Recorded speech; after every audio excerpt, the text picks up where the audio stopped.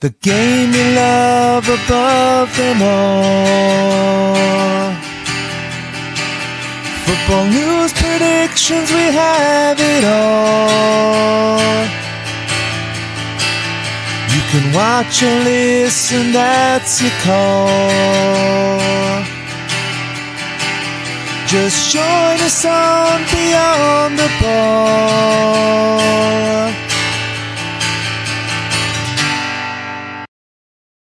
Hello everyone and welcome to Beyond the Ball. My name is Collie and as you can see I am lonely tonight. I am lonely tonight. Yes, it's just myself. Big Paddy was scheduled to be here tonight, but unfortunately during training his little minor had an injury, so he's bringing him to the hospital. So a big shout out to little Paddy as well. Hope you're feeling a bit better. So it's just myself, so not much to talk about because not much has gone on. Obviously, we had the Ireland match there going on the weekend. Look, I'm happy we got a result. People would say it wasn't great. It wasn't a great performance. It was a bit of a shaky performance. I don't mind it. I kind of like it. I kind of like that we're going route one at times. Big fan of Azaz. Good to see some strikers scoring goals. The main thing is we get the result. I don't care how we get it. I don't care if I fall asleep for 45 minutes. I don't care if I'm asleep for 90 minutes. Once we get the result, I've always said it. That's why I was one of the biggest fans of Trapattoni when he was there. So happy that we got a result. Happy that we've got the win. We're in Group B. Happy days. But we're going to be looking at a couple of unpopular football opinions, and then I'm going to be giving some score predictions. There's no reviews or anything to do. I won't be looking at the Ireland match. I'm not going to review it. But no updates on fantasy football because nothing has happened. So I, for one, hate internationals, and I just want the Premier League back. We will be getting it soon, but unfortunately not now. Before I move on, something I never do. Hit subscribe. If you're listening right now, hit subscribe. If you're on YouTube, hit subscribe. There's like a little button down there somewhere, like right there. Like just click it. Takes you 2 seconds. Also, if you're listening to us on Spotify or Apple Podcasts, make sure you follow us. Hello. Anyway, jumping into the first thing, which is the unpopular opinions.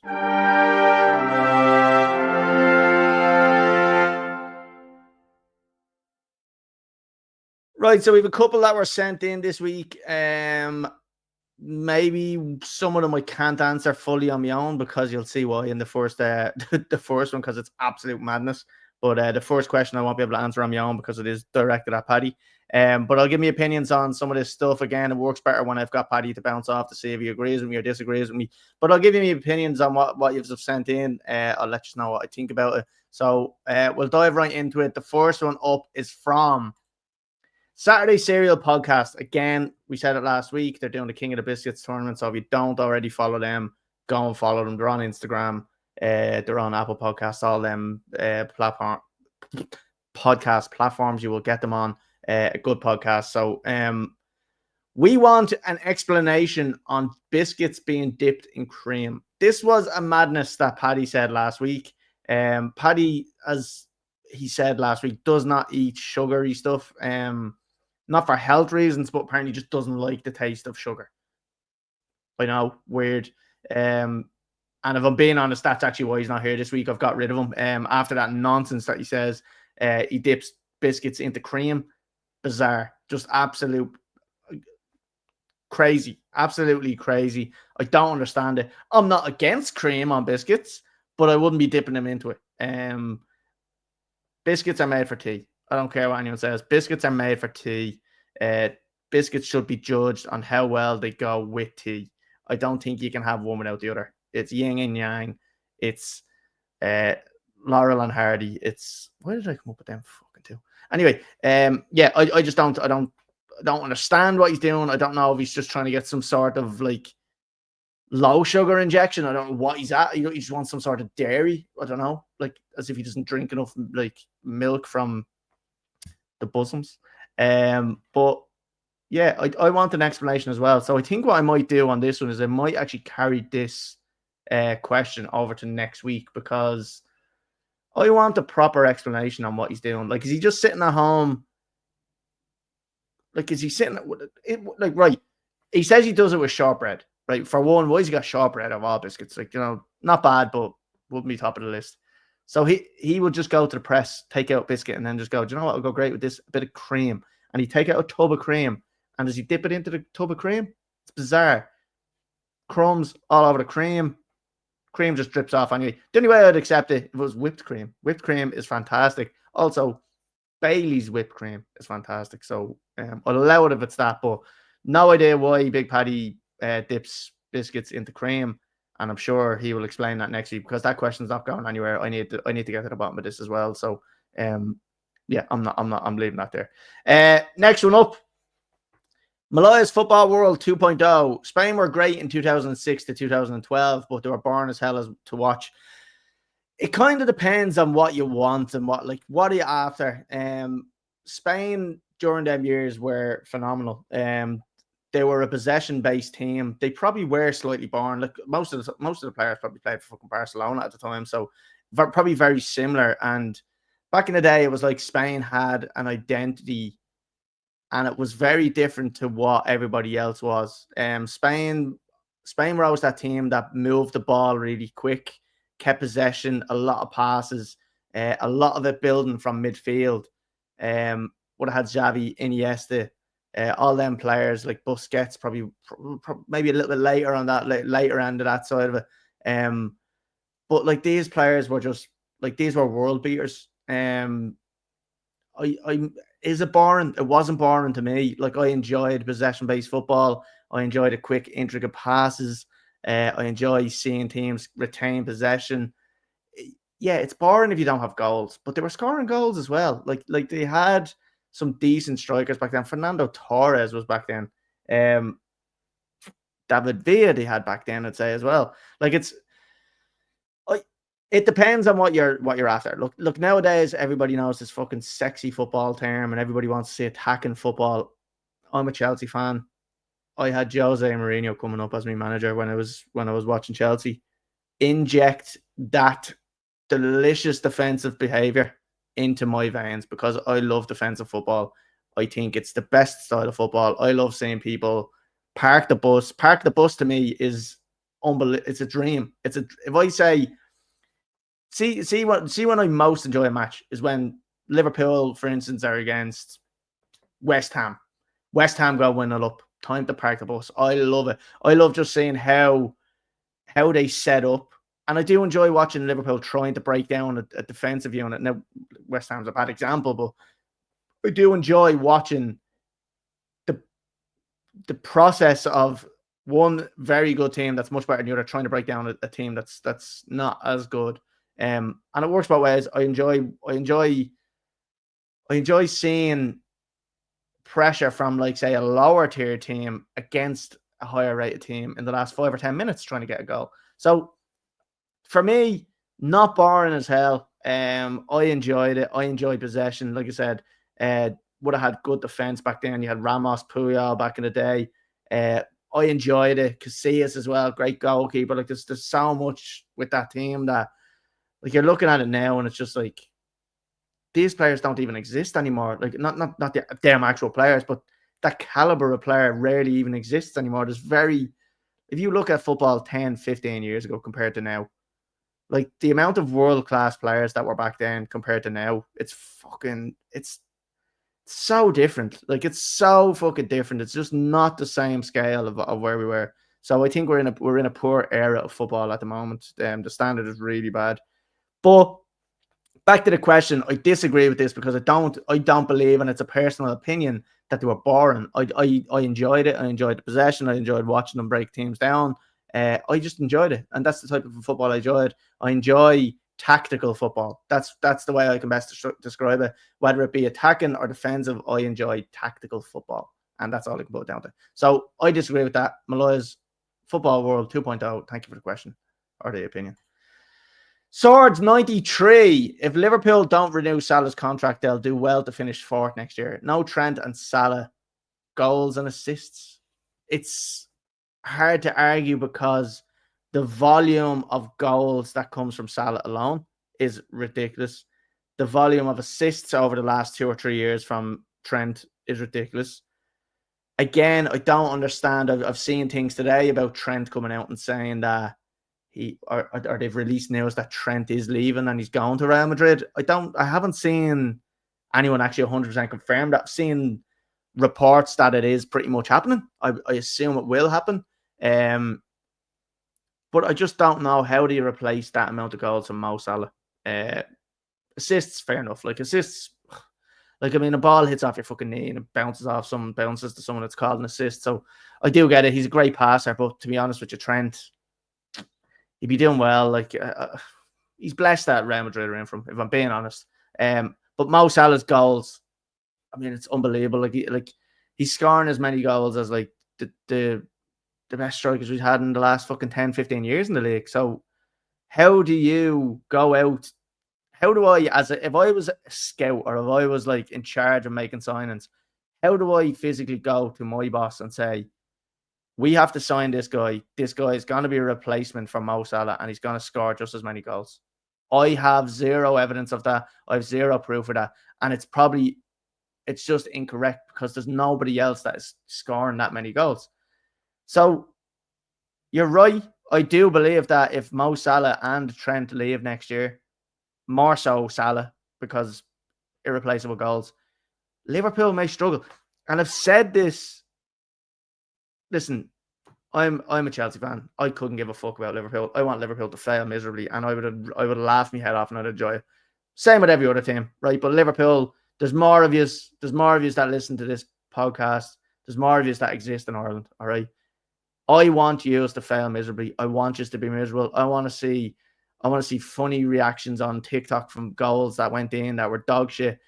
Problem is, still got Alisson and you've still got Van Dijk. So defensively, you still should be fairly good until them two go. And this is where I've been saying it, and everybody just keeps going, oh, blah, blah, that's not going to happen, blah, blah, whatever. As soon as Alisson, Van Dijk, Trent, and Salah goes, like that's a core of a team. Like that is really hard to replace, especially like we're talking about Van Dijk, not saying one of the best defenders the league's ever seen, but one of the top 10, 15 maybe. The centre halves that the league's probably ever seen. Alisson, one of the best goalkeepers the league has ever seen. Obviously after Peter Cech, not even a debate. But I just think that when them four players leave, that's the spine of the team. It's the same thing with Chelsea when John Terry left, Lampard, Drogba, and Peter Cech. You've got that spine. Chelsea are in a terrible position where they were just trying so hard to replace them. Them players at times are irreplaceable. So, yeah, I do think that these two players alone could cause a massive effect on the team. It'll be in that the defensive work is going to have to be so much tighter, so much better, because you're just probably not going to get the volume of goals. Now, it could work, and you do always say build your team from the back. And maybe if you keep clean sheets more than you score goals, you win more games. Yes, I am Michael Owen in disguise. But if you can have a solid defense, then yeah, I mean, you're bound to score goals. Like, we know Liverpool do have players that can score goals. They've got Diaz, they've got Jota, they've got Nunes. But yeah, they've got players that can score goals. And look, everybody's talking about all these players that are going. Liverpool for sure are going to strengthen in the next couple of years. They will buy some good players, and I can see players wanting to play for Liverpool. I don't think it's a Manchester United situation, or possibly maybe a Chelsea situation, where like teams are looking at them going, I don't really see a vision. I don't like, my vision doesn't match their vision. I don't want to go to them because I'm afraid that what I want is not what they want. Liverpool have a clear vision, I think, on what they want to do. And it's the strength of the team. And you do have to always bring in the young players with the experience. So you might see a couple of young players coming in and trying to gain that experience from the likes of Van Dijk and Alisson. I mean, you've got Kelleher there, but they're probably going to get rid of Kelleher. How long more does Alisson stay? He probably does he cash out and go to fucking Saudi soon? I don't know. It's hard to say, but I wouldn't blame him if he did, because why not? That's where the money is. But jumping back onto this, if Liverpool don't renew Salah's contract, they'll do well to finish fourth. I 100% agree with that. and then they'll have no Trent and Salah goals, which again, all the evidence points to negatives. Like, no, there's no positive about the two of them going. So yeah, I agree. I 100% agree with this one. So we'll move on to the next one. It's for me ASMR fans. Listen to me now. Madden, Aaron 4. Aaron Madden. Can Sancho's loan at Chelsea be seen as a success or good business by United? I'm seeing so much stuff online about Jadon Sancho, and every single bit of it seems to be coming from Manchester United fans. And they want him to fail so hard, or it's coming from them Sport Bible pages or the Lad Bible pages or fucking Joe.ie or all these nonsense football pages. Not once has like a Chelsea page come out and said that we're looking to actively get rid of him. I actually came out today, or actually seen something today with Chelsea page saying that we're happy to sign him. And everybody, and I know it's United fans, and I know you just so desperately want Sancho to be a failure at Chelsea, and I can understand why, because I got the same thing at Chelsea or at United. Mount went to United, and it gives me no greater satisfaction than seeing him fail at Manchester United, because he spoke so much about this. Oh, I'm a Chelsea boy, blah, blah, blah, all this shit. I get it. But to go to Manchester United of all teams after coming out and saying that made me sick. It did leave a bitter taste in my mouth. It made me resent him. Okay. And he's done brilliant things for the club, tarnished his name. Now, maybe it helps that he's not as good at United, because we went on and won loads of stuff at United. Maybe we'd have kind of forgotten about him, and we'd have kind of said, he's gone on to bigger and better things. Unfortunately not. It's an Eden Hazard situation where he's gone on, he's moved on after having success, and he's just failed. And I'll hold my hands up. No Chelsea fan in the whole world, and if you can find me one, bring him straight to me. Not one Chelsea fan wanted Eden Hazard to fail when he went to United or when he went to Real Madrid. Every single person we held our hands up, we got our service out of him, gave it everything. But when Mount went to United, I'd like you to find me one Chelsea fan that does want Mount to do good, because it's that little thing you don't eat where you shit, and that's kind of what we got a little bit with that. Talking shy and then going to one of your biggest rivals. I didn't like it. But can Sancho's loan be seen as a success? I honestly, right, and I think everybody's jumping down his throat. Sancho's not that bad. I think everybody is just reading stuff. They're not watching him as much as I think they are. He's doing pretty well at Chelsea. Like, he's not as frustrating as he was at United. I get it. At United, he was so frustrating. He's holding on to the ball well with Chelsea. He's actually moving the ball pretty well. Now, a lot of his stuff, he goes backwards and he goes sideways and he doesn't. Sometimes he's direct, sometimes he's not. It depends on what day you get him. But I don't think he's been that bad, and I wouldn't be objecting Chelsea signing him. Good rotation player. I'd like to give him another year or two anyway, see if he can really kick on from where he's at the moment. But Chelsea need wingers to start grabbing the fucking scruff, grabbing the game by the scruff of the neck, because we fell off a cliff after Christmas. We were flying. Our wingers were flying, and like I said, in this time, Jadon Sancho was doing just as well. But now we're struggling. We need someone to step up. Like, Sancho, he's still fairly young, but he's very experienced in terms of what he's been through. So I'd like him to step up a little bit, at least for the end of the season. Like, at the moment now, what he's doing is he's playing for a contract at Chelsea. He cannot go back to Manchester United after what he's done with the message on social media to Rashford saying freedom. He will not be welcome back. United fans will not take him back. If you do, grow a backbone, because there's no way. Like, that's one thing with Chelsea fans. They were always very, very good to their players. Soon as they disrespected us, cut all ties. So I can't see the United fans wanting Sancho back. I think I still don't think it's bad business by Chelsea. I would say pay the 25 million and keep him. And I think a lot of Chelsea fans will actually agree with me on this one.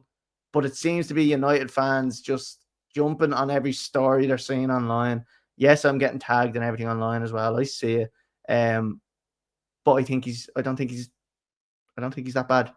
And I think it's a success, I'm gonna say, at Chelsea so far.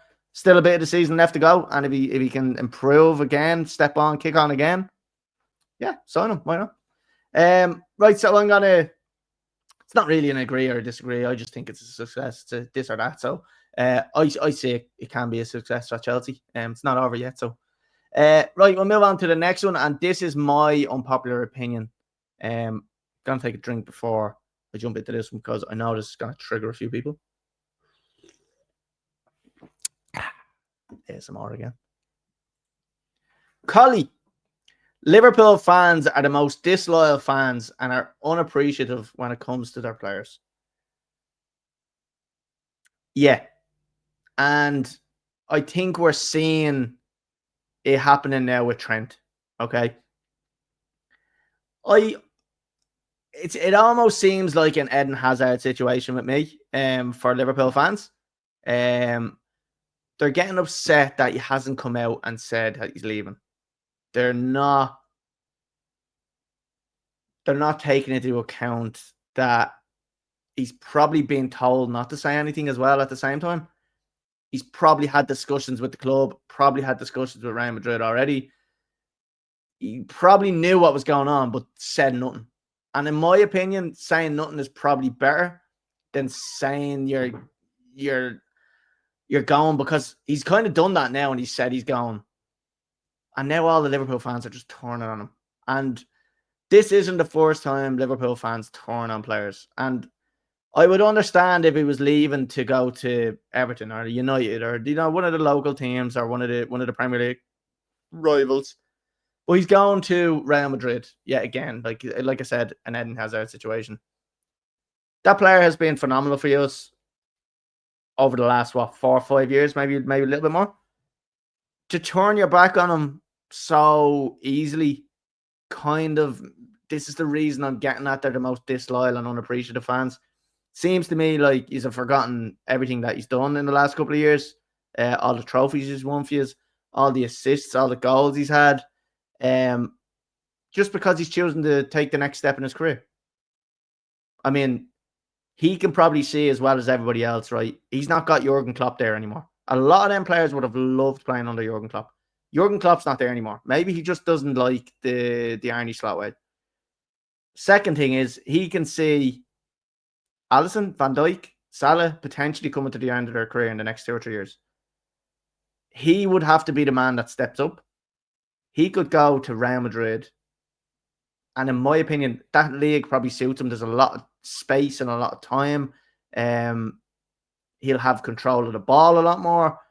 So I think it's not a bad move for Trent Alexander-Arnold. And I think the Liverpool fans are just jumping down his throat and they're really getting at him. And I'm seeing so many stories. And listen, if you don't believe me, I've taken screenshots of about 6 or 7 stories on the Instagram page. I will happily send you them. Message me on Instagram. I'll happily send them to you because I'm seeing people calling him a wanker. I'm seeing people saying he's fucking useless. He's a prick. He's a snake. He might have said that he wasn't going anywhere. He might have said I'm a Liverpool boy. He might have said all this stuff. But at the end of the day, he has to do what's best for himself. All right. And I get it. And people might say to me, well, you're not saying that about Mount. Well, Mount was a different situation because he had just won stuff with Chelsea and he was kind of going to be leading us forward. And he kept saying, I'm a Chelsea boy, I'd never go anywhere. But then he goes to Man United, who are the rivals. Okay. I don't mind going to Real Madrid, but like I said, if you're going to Man United, it's different. It just hits different for all the fans. I think anybody can understand it. Liverpool fans will understand it when Torres came to Chelsea. But I just think the Liverpool fans give too much shit to the players that leave. It happened years ago, and you can Google it, you can look it up. I don't know if people are too young for this, but back in the day when Gerrard was potentially joining Chelsea, what did we see? We seen a video of a Liverpool fan burning a Steven Gerrard jersey. And then the embarrassing thing, and this was shown on Sky News because I remember seeing this on Sky News. It was on Sky News. He's born in the jersey, and then he comes out, and then someone says to him, "What do you think of Gerrard?" And he goes, "Oh, it's a disgrace. It's a disgrace. He's leaving." And he goes, "Yeah, but he's come out and said he's staying." He's like, "What?" He goes, "Yeah, they came out and said that he's staying at the club." And he's like, "Oh yeah, like I love him. I always loved him. I was a little bit upset that he was like that." For me, is just so embarrassing. It's so disrespectful. It's so it's such a plastic fan, or is it even a plastic fan? It's just a weird mentality to have for a player like that's choosing to leave the club. But I just think that this isn't a one-off thing with Liverpool fans. I think it's consistent. They're always at it. And I just think that they're the most disloyal fans, and they turn like that on a player. They will turn like that on a player. Don't get it twisted. They will turn on it like a hot snap. So that is my reason that I think that. You can message me. You can put a comment in if you're watching on YouTube. Put a comment in the comment section if you don't agree with me. That's my opinion. Like I said, it's an unpopular opinion. I don't know how unpopular it is because I really believe it, but yeah, that's what it is. That's my unpopular opinion. Thank you and good night. Right, that's it on the unpopular opinions. Big Paddy obviously didn't have one, but he had one, but I'm not going to look at it because it's his unpopular opinion. So we're going to jump on to the score predictions.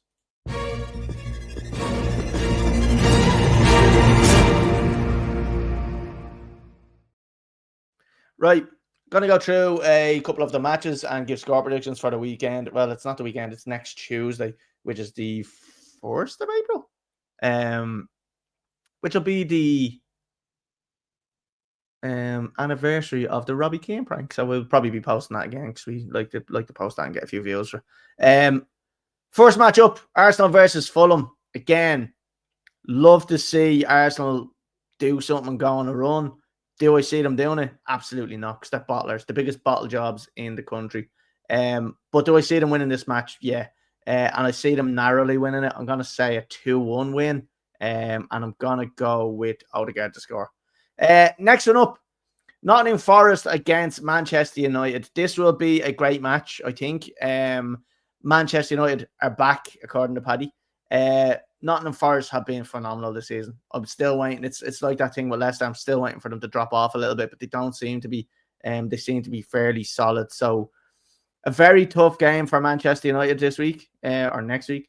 How do I see it going? I see there being goals, and I see it being 3-2 to Forest. Yeah, I just see there being a load of goals, and I'm going to say 3-2, and I'm going to say Elanga to score just to get a nice little sweet bit of revenge. Next one up, Manchester City versus Leicester. A formality here, I think. I would like to imagine Man City have been making things very, very difficult for themselves this season. But I see this one probably them having a bit too much class for Leicester. They've had a little bit of a break, so that can only do good for them, I think. I think they needed that little bit of a break, reset. I think Rodri is back in training, if I'm not mistaken, which is a massive boost for them. So I'm gonna say 3-0 to Man City here, and I'm gonna go with Phil Foden to score. Next one then is Liverpool versus Everton. Again, it's one of them things. Liverpool, the league is over. Although this might work against them, because I find that when teams are so far ahead, they take the foot off the gas a little bit.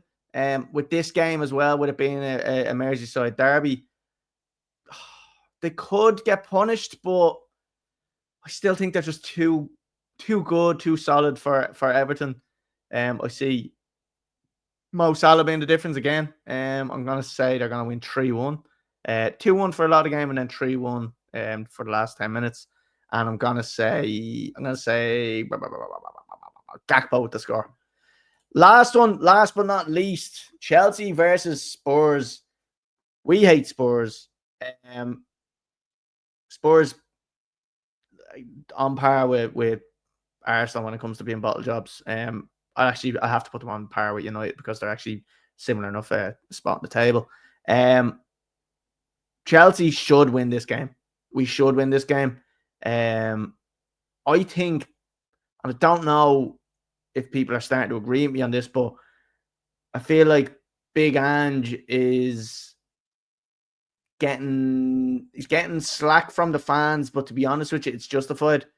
And I keep seeing these clips where literally a fan, he was walking off, a fan just says to him, "What the hell was that?" And he comes back out and starts confronting the fans. And I'm kind of saying, right, I love Big Ange, but the fan has a right. He's paying his money, he's paying his hard-earned money. And then when you go out and you kind of get beaten by these lower teams, you're kind of going, right, well, come on, like we're giving you a little bit of leeway, any chance we could fucking get something back. So I understand the fans' perspective, and I think it might be getting to Ange a little bit. So I'm gonna say this will be a tight game, and I hope it's a scrappy game. I hope there's tackles flying in, because we haven't seen it enough. And we used to see it with Chelsea and Spurs when Diego Costa and Matic and all were there, and you'd see the fucking tackles flying in. It's kind of gone a bit soft now. I want to see some tackles. I want to see some big tackles. I see Chelsea winning this game 2-1. I want to see Caicedo get fucking stuck in. Lavia is also back for Chelsea, so I'm hoping him and Caicedo start together. Enzo sit on the bench. I'd like to see 2-1 for Chelsea, and give me Jadon Sancho to score, because you know what, fucking deserves it. Right, that's it. That is all I'm doing for this week. Like I said, we've no review, we've no nothing like that. So it was a little bit of a shorter podcast than usual. We will be back to normal service next week. We will be recording it as maybe Manchester United are playing, I think. So that'll be funny to have Paddy in our presence while we're watching that as we're recording. Again, if you have listened or if you have watched, I do appreciate it. We're trying to get to 500 subscribers. We're on 424, I think, at this moment in time. So we need everybody to hit subscribe. So if you are watching us on YouTube, or if you are listening to us, please go onto your YouTube and hit subscribe, because we need to get to 500. I have to get it before the end of the year. I want to get to 500 subscribers before the end of the year. That's way too long away. I thought it was fucking October. It's not October. It's fucking March. Before August, I want to get to 500 subscribers, and I need you to help me. I need you to share it. I need you to like everything. I need you to fucking get me going here. Yeah. And when I post the Robbie Keane prank as well, feel free to share it. Tell your mates about it. Funny. We're a funny bunch of lads. So that's it. Thanks everybody for listening. Again, this podcast is out every single week, Wednesday, 7 a.m. And it will be going forward. So we appreciate everything. We appreciate you listening. Hit subscribe, and we will see everybody next week. Thank you and goodbye.